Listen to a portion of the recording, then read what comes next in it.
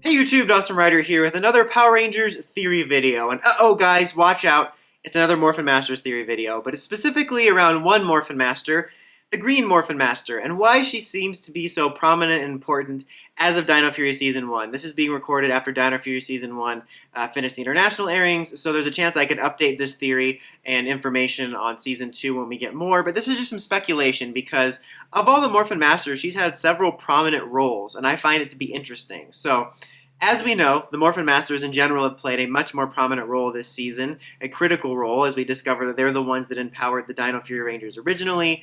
We discover that they're responsible for a handful of powers throughout the Ranger multiverse, and they generally seem to be interfering more than usual with this season as far as we know from their history. And then on top of that, the Green Morphin Master had several key roles in Season 1. She first of all showed up to awaken Ion from his slumber to help fight with Lord Zedd, who had been recently reawakened, which is interesting in and of itself. And then in the season finale, when the Rangers were cut off from the grid, she restored their connection to the grid and repaired the Dino Henge statues. And it was her to do both of these things, which I just found interesting that it was green both times. And also it might be worth mentioning that it was her in red that were shown when we saw the creation of the Dino Gems and the Inner Gems and the Nexus Prism. That could just be a coincidence, but it's definitely interesting that she was there on top of the other two major events.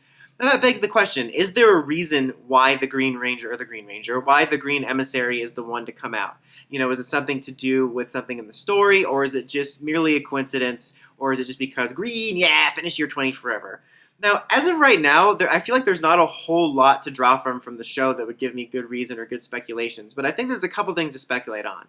On the most basic level, I'm sure it makes a lot of people immediately think of, speaking of green, yeah, of Tommy and the original Green Ranger. And of course, we have Zedd coming back and the idea of throwbacks and a character return. It's been said that there won't be any character returns in Dino Fury because of the travel restrictions, which is certainly, you know, probably true. But you never know if they wanted to keep a surprise under wraps. I'm just saying, I'm not doubting what they're saying, and I know that the travel restrictions were, you know, strict, especially when they were filming. But I'm just saying, never say never.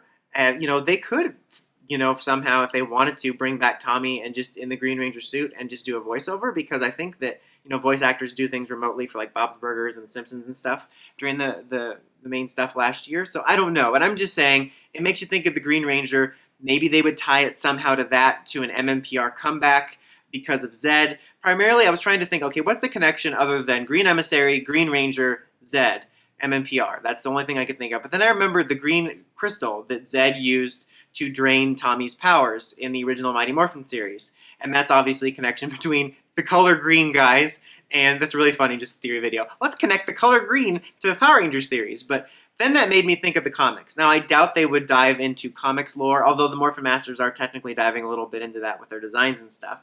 But there has been a curious amount of corresponding things in the comics and the show, with the Morphin Master showing up, being prominent in the comics, and then Zedd showing up about the same time. We're getting huge focus on him and his origins in the comics. That's all I'll say.